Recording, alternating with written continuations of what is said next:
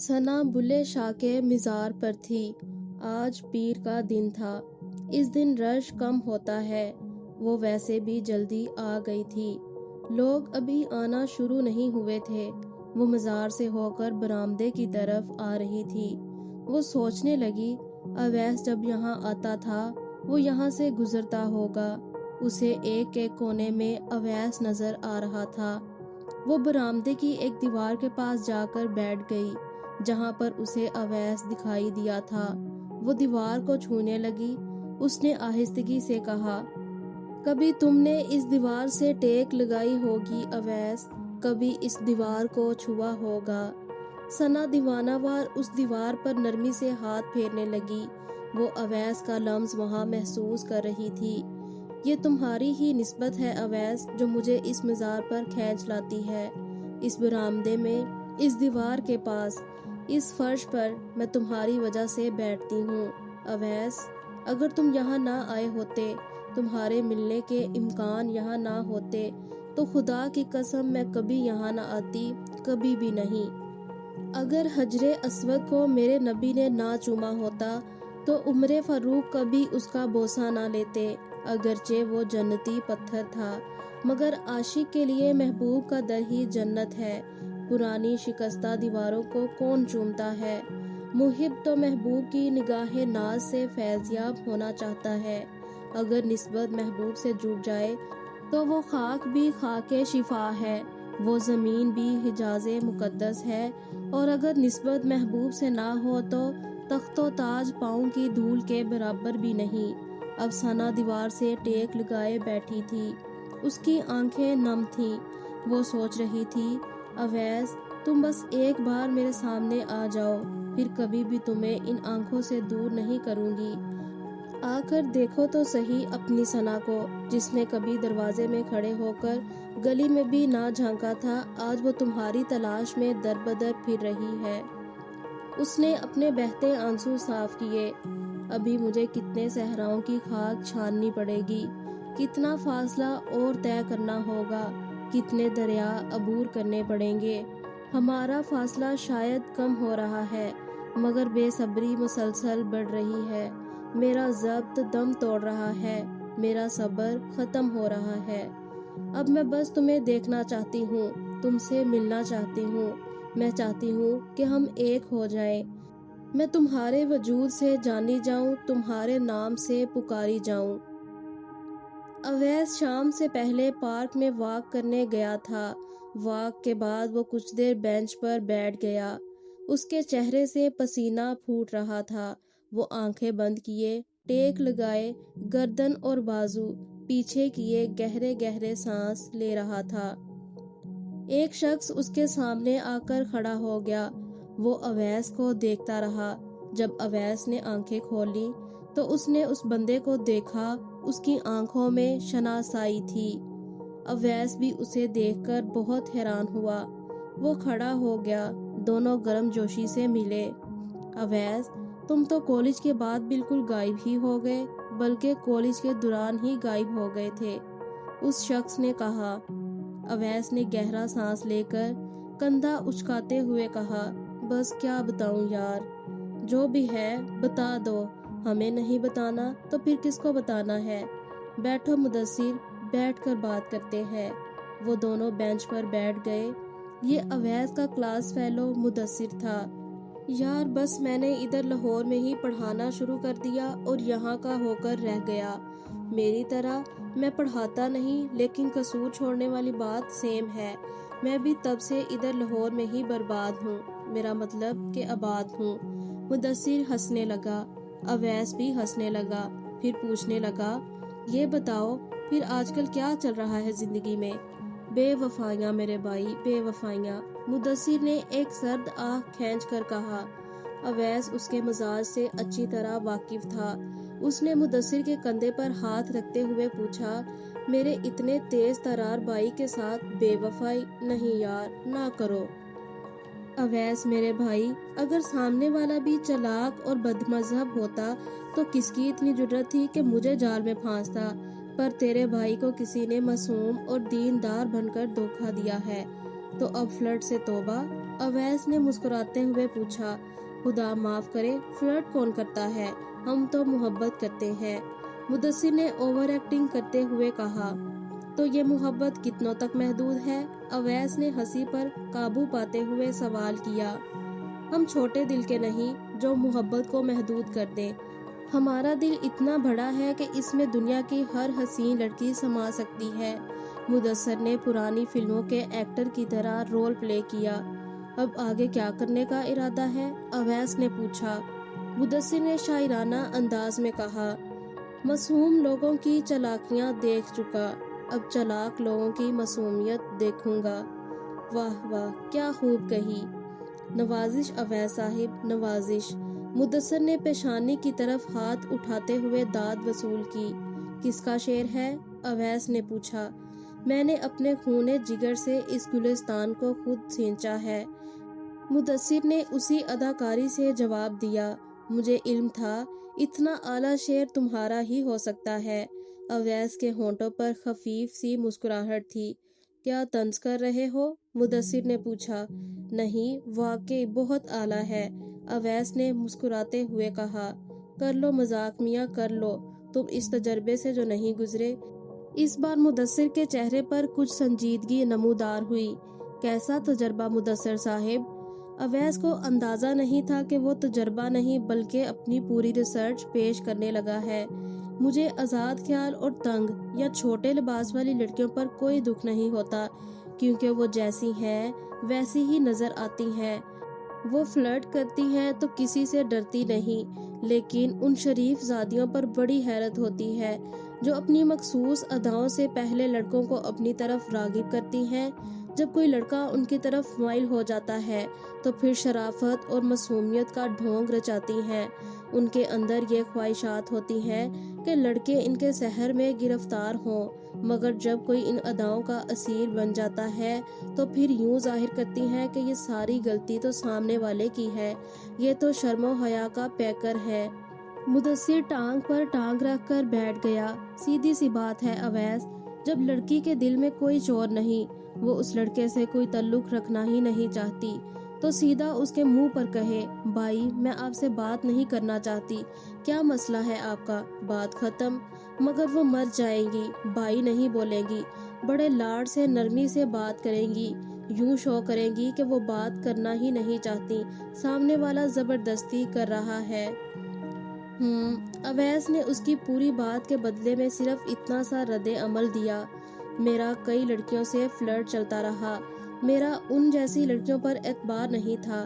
पहली बार किसी लड़की की सादगी और मासूमियत पर मर बैठा, मगर वो ऐसी, खैर छोड़ो, गाली क्या देनी, वो किसी दूसरे से भी राब्ते में थी।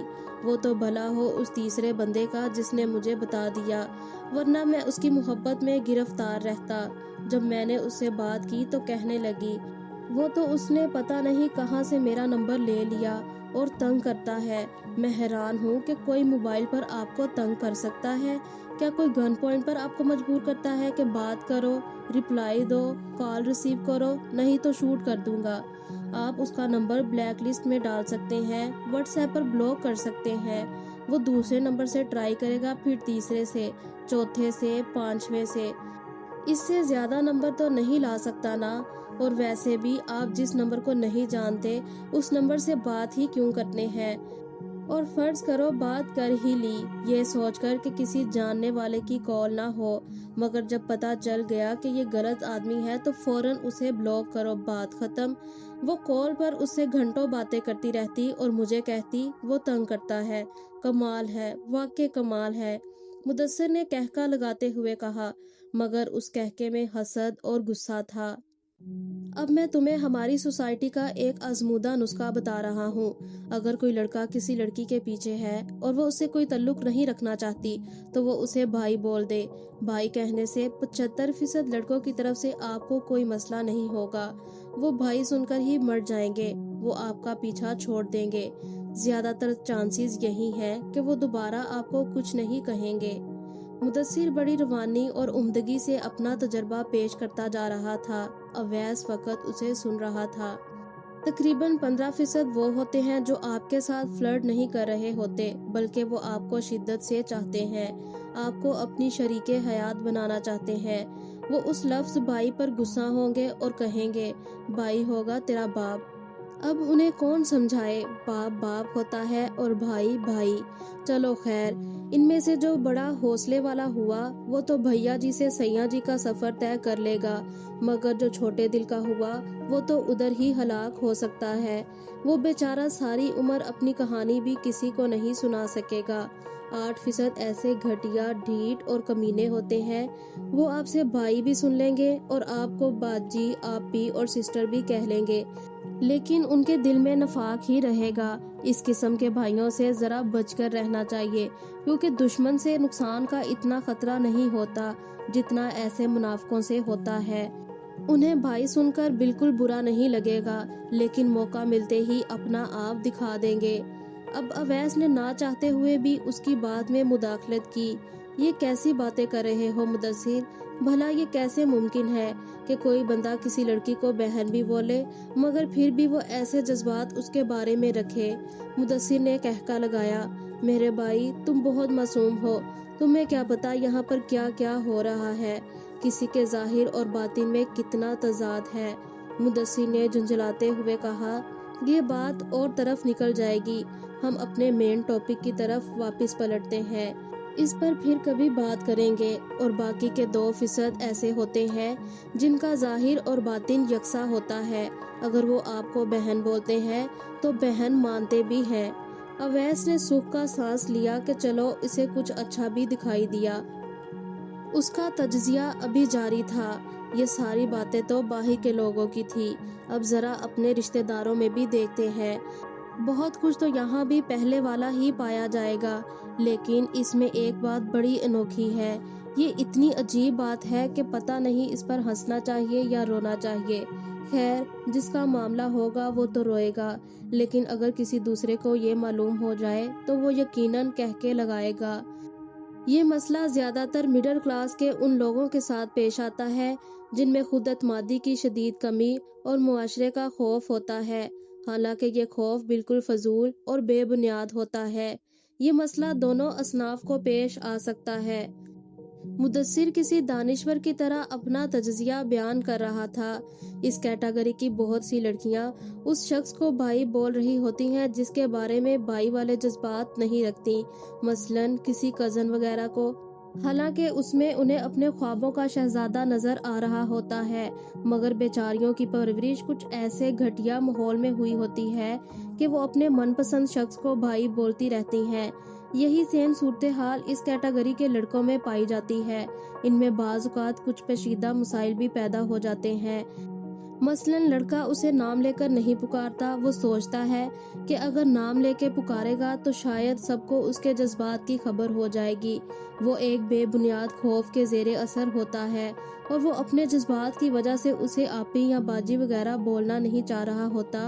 अगर कभी उस लड़की को मुखातिब करना पड़ जाए तो बेचारे के लिए एक ज़र्रा पहाड़ बन जाता है, क्योंकि उसने खुद उस लड़की से भी अपने जज्बात शेयर नहीं किए होते। इसलिए ये मसला बहुत पेचीदा होता है। अब मुदस्सिर एक तज्जिया दान से ज्यादा साइकोलॉजिस्ट लग रहा था। इसी कैटेगरी के उल्ट भी एक कैटेगरी होती है। इसका ताल्लुक ज्यादातर मॉडर्न सोसाइटी के खुद एतमाद बच्चों से होता है, जिनमें फजूल का कोई खौफ नहीं होता। उस पहले वाली कैटेगरी में तो भाई बहन जुबान से कहते थे, लेकिन जज्बात और थे। पर इस दूसरी कैटेगरी में ये होता है कि चाहे एक दूसरे को नाम लेकर ही पुकारते हो, मुमकिन है जुबान से कभी एक दूसरे को भाई बहन ना बोला हो, मगर दिल में जज्बात बहन भाई वाले ही होते हैं। अगर बड़े अचानक इनकी आपस में शादी की बात कर दे तो ये बुखलाहट का शिकार हो जाते हैं। बाज़ औक़ात किसी एक को वाकई मोहब्बत हो जाती है, जबकि दूसरे के लिए वही बहन भाई वाला रिश्ता होता है। फिर एक तरफ से भैया भैया की पुकार तो दूसरी तरफ से सैया सैया की सदाएं होती हैं।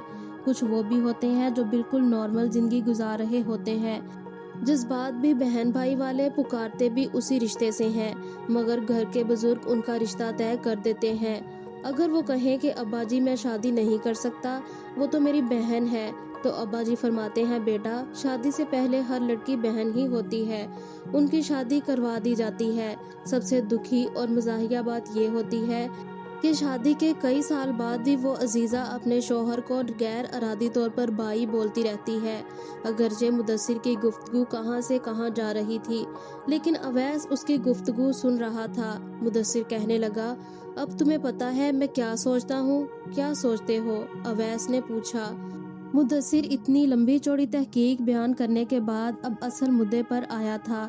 یار، اگر اتنی نیک اور سیدھی نظر آنے والی لڑکی مجھ جیسے فلرٹسٹ یعنی فلرٹ کے ماہر کو دھوکہ دے کر کسی دوسرے سے بھی چکر چلا سکتی ہے، تو پھر بھلا لڑکیاں کیا کیا نہیں کر سکتی۔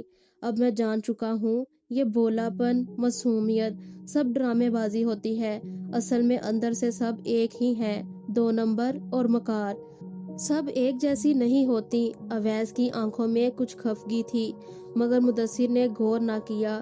یار یقین کرو، آج کے دور میں ساری لڑکیاں ایسی بدچلن ہی ہوتی ہیں، نہ کسی ایک سے وفا کر سکتی ہیں اور نہ ہی انہیں کسی ایک کی وفا راس آتی ہے۔ اویس کی خفگی اب وحشت میں بدل گئی۔ اویس جو کب سے اس کی گفتگو محض سن رہا تھا، اب خاموش نہ رہ سکا۔ تم ساری لڑکیوں کے بارے میں کہہ رہے ہو کہ وہ بدکار ہوتی ہیں، تو تمہارے اپنے گھر میں بھی ماں ہوگی اور بہن بھی، ان کے بارے میں کیا خیال ہے؟ یا وہ اس جن سے باہر کی کوئی مخلوق ہے؟ مدثر ہکا بکا رہ گیا۔ اویس کو اندازہ ہوا کہ اس نے جذبات میں آ کر کچھ زیادہ ہی سخت جملہ بول دیا ہے۔ اس نے اپنا سر اپنے ہاتھوں میں جکڑ لیا، گہرے گہرے سانس لینے لگا، پھر کہنے لگا، سوری مدثر، میں یہ نہیں کہنا چاہتا تھا۔ اصل میں ہم لوگ ایز اے سوسائٹی غلط ٹریک پر چل رہے ہیں، ہم اپنے جذبات کے غلام ہیں، جذباتی پن کے علاوہ ہمارے پاس کچھ بھی نہیں۔ اگر کسی لڑکے کو ایک لڑکی نے دھوکہ دے دیا تو اس کے لیے زمانے کی ساری لڑکیاں ہی بے وفا اور 2 نمبر ہو گئیں، لیکن ان سب میں اس کے اپنے گھر کی خواتین شامل نہیں ہوں گی، وہ تو شرم و حیا کا اعلیٰ نمونہ ہی رہیں گی۔ یہی حال عورتوں کا ہے، اگر کسی ایک مرد نے فلرٹ کر کے چھوڑ دیا تو ان کے نزدیک زمانے کے سارے مرد ہی گھٹیا ہو گئے، لیکن ان کا اپنا باپ اور بھائی خلوص کا مجسمہ اور دیوتا ہی رہیں گے۔ اور یہی جذباتی پن ہمارے عقائد، ہمارے نظریات اور ہماری سیاست پر بھی غالب ہے۔ اویس کچھ دیر خاموش رہنے کے بعد بولا، مدثر، کبھی بھی 5 انگلیاں برابر نہیں ہوتی، جتنا مرضی برا دور ہو پھر بھی تھوڑی بہت اچھائی موجود رہتی ہے، اور دنیا جتنی مرضی سنور جائے پھر بھی برائی کا کچھ نہ کچھ امکان موجود رہتا ہے۔ یہ بھی ضروری نہیں کہ جو برا نظر آتا ہے وہ ہمیشہ برا ہی رہے اور اچھا آنے والا واقع اچھا ہو۔ یہ دنیا فریب سے بھرپور ہے، یہ سرابوں کا ایک صحرا ہے، ہم عکس کو حقیقت سمجھ کر دھوکہ کھا سکتے ہیں۔ مدثر کے پلے کچھ پڑ رہا تھا یا نہیں، مگر اب وہ خاموشی سے اویس کی گفتگو سن رہا تھا۔ مدثر، اگر تمہیں مجھ پر غصہ ہے تو اتار لو، لیکن دل میں کوئی بات مت رکھنا پلیز، اویس نے بڑی اپنائیت سے کہا۔ مدثر نے سر جھکا کر خفیف سا ہو کر کہا، نہیں یار، تم ٹھیک کہتے ہو، عورت ماں بھی ہے، بہن بھی اور بیٹی بھی، سب بے غیرتیاں خود کر کے پھر ہم کہہ دیتے ہیں کہ عورت ذات تو ہوتی ہی ایسی ہے، لڑکیاں تو ہوتی ہی ویسی ہیں۔ یہ فراموش کر کے بیٹھے ہوتے ہیں کہ خواتین ہمارے گھروں میں بھی ہیں۔ لیکن میں ایک وضاحت دینا چاہوں گا، دراصل میں نے جب کہا کہ ساری لڑکیاں ہی ایسی بدچلن ہوتی ہیں تو میرے ذہن میں ساری خواتین نہیں تھی، بلکہ میرے ذہن میں وہ ایک مخصوص لڑکی تھی جس سے مجھے یہ امید نہیں تھی کہ وہ میرے ساتھ ایسا کچھ کر سکتی ہے۔ اویس اس سے معذرت کرنے لگا، سوری یار، میں تھوڑا زیادہ ہی جذباتی ہو گیا تھا۔ کوئی بات نہیں اویس۔ اب شام ہو چکی تھی، وہ دونوں اٹھ کر گلے ملے اور اپنے اپنے راستے چل دیے۔